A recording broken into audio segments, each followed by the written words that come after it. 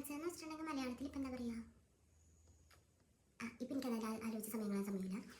Okay, അതിന് മുമ്പ് this video is specially dedicated to my neighbours, പിന്നെ കുറച്ച് നാട്ടുകാർ, പിന്നെ റിലേറ്റീവ്സ് എന്നുവെച്ചാൽ അധികം വരില്ല കേട്ടോ, അതും ഒരു 2-3 പേര്, 2-3-4 അത് കുറച്ച് പേര്. ഓക്കെ, അവർക്ക് വേണ്ടിയിട്ടാണ്. അവർക്കൊക്കെ എൻ്റെ മേളിൽ എന്തൊരു ശ്രദ്ധയാണെന്നറിയോ. ഞാൻ എന്തെങ്കിലും ഒരു നല്ല ഡ്രസ്സ് ഇട്ട് പുറത്തിറങ്ങിയിട്ടുണ്ടെങ്കിൽ ഭയങ്കര എക്സ്പെക്റ്റേഷനിലൂടെയൊക്കെ ഉണ്ട് നമ്മൾ ഇറങ്ങുന്നത്. നമ്മുടെ ഗേൾസിൻ്റെ കാര്യം അറിയാലോ. ഇറങ്ങിയിട്ടുണ്ടെങ്കിൽ അവരുടെ തല മുതൽ കാല് വരെ സ്കാൻ ചെയ്തിട്ട് പറയും, മോളെ വണ്ണത്തിരി കൊടുക്കാം, ഇത്ര വണ്ണം മോൾക്ക് വേണ്ട. അത്രയും നേരം നമ്മൾ എന്തോ ഹൈപ്പിൽ കൊണ്ടുവരുന്നത് ഒറ്റയടിക്ക് താഴെ വീഴും. അതൊക്കെ കേട്ട് നമ്മൾ തിരിച്ച് വീട്ടിൽ വന്നിട്ടുണ്ടല്ലോ, ഞാൻ ആ ഒറ്റ ഡ്രസ്സ് പിന്നെ ഇടാൻ തോന്നില്ല.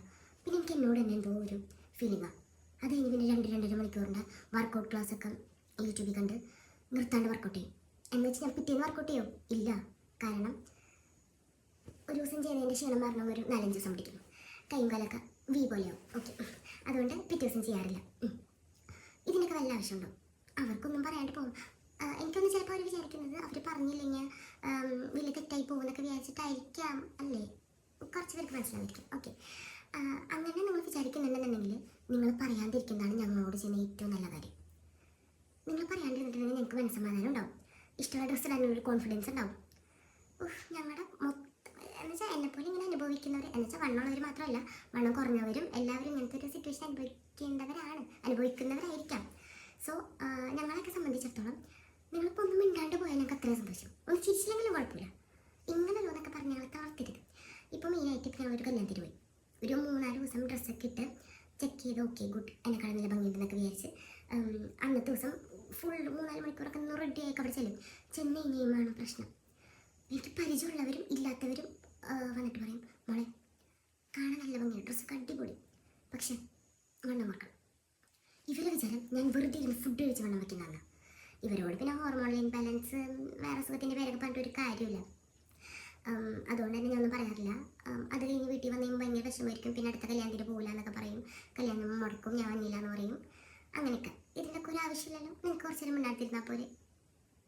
ഇപ്പം എന്നെ എൻ്റെ അനിയത്തിനെ കണ്ടിട്ടുണ്ടെങ്കിൽ അവളുടെ ഫുഡും കൂടി ഞാനാണ് കഴിക്കണേ നോക്കി. അങ്ങനെയല്ലോ, അവളോട് പറയും നീ കുറച്ച് ഫുഡൊക്കെ കഴിക്കി, വണ്ണം വെക്കണം. ഉമ്മച്ചിനെയും ഇത്തതിനൊക്കെ കണ്ടില്ലേ, എന്നോട് വണ്ണം കുറക്കാനും പറയും, അവളോട് വണ്ണം വയ്ക്കാനും പറയും. ഞാൻ ഒന്നും വേണ്ടിയില്ലെങ്കിലും അവളുടെ കയ്യിൽ നിന്ന് കിട്ടേണ്ടവർക്കൊക്കെ കിട്ടിയിട്ടുണ്ടാവുമെന്ന് പ്രതീക്ഷിക്കുന്നു. ഇതുപോലെ ഞാൻ മാത്രമല്ല നിങ്ങളും കുറേ പേര് അനുഭവിച്ചിട്ടുണ്ടാവും. അങ്ങനെ അനുഭവിച്ചവരാണെന്ന് നിങ്ങൾ കമൻറ്റിൽ പറയാം കേട്ടോ. പിന്നെ വേറെന്താ, പിന്നെ ഇത് ഞാൻ മാത്രമല്ല, ഞാൻ പറഞ്ഞോട്ട് വണ്ണം കൂടിയവരും കുറഞ്ഞവരും നിറമുള്ളവരും നിറമില്ലാത്തവരും. നിറമുള്ളവരല്ലേ, എനിക്ക് ആദ്യം നല്ല നിറമുണ്ടായിരുന്നു. അപ്പം ആൾക്കാർ പറഞ്ഞത് രക്തക്കുറവ്, എന്തൊരു വളർച്ച മുഖത്തെന്ന്, എങ്ങനെ ഇരിക്കണം. പിന്നെ പറഞ്ഞെന്താ വൈറ്റ് വാഷ് ചെയ്താണോ പുട്ടി അടിച്ചാണോ എന്നൊക്കെ ആദ്യമൊക്കെ എനിക്ക് വിഷമമുണ്ടായിരുന്നു. ഇപ്പം ഞാൻ കുറച്ച് കറുത്തു, അത് പറഞ്ഞാലും. പക്ഷേ ഇപ്പം ഞാൻ എന്തെങ്കിലും കറട്ടുണ്ടെങ്കിൽ ഇതിൽ കൂടെ കളയും, അതാണ് നമുക്ക് നല്ലത്.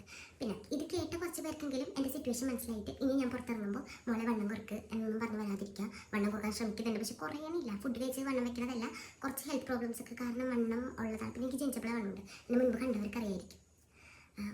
പിന്നെ എന്താ, ഇഷ്ടപ്പെട്ട ഫോളോ ചെയ്യുക, ലൈക്ക് ചെയ്യുക, സബ്സ്ക്രൈബ് ചെയ്യാം. നിങ്ങൾക്ക് ഇഷ്ടമുണ്ടെങ്കിൽ ചെയ്താൽ മതി, എന്നാലും ചെയ്താൽ സന്തോഷമായിരിക്കും. അപ്പോൾ ബൈ. ഗുഡ് നൈറ്റ് പറയുന്നില്ല, കാരണം ഒരു 3:30 ആയിട്ടുണ്ട് വെളുപ്പിന്. അപ്പോൾ ഗുഡ് മോർണിംഗ്.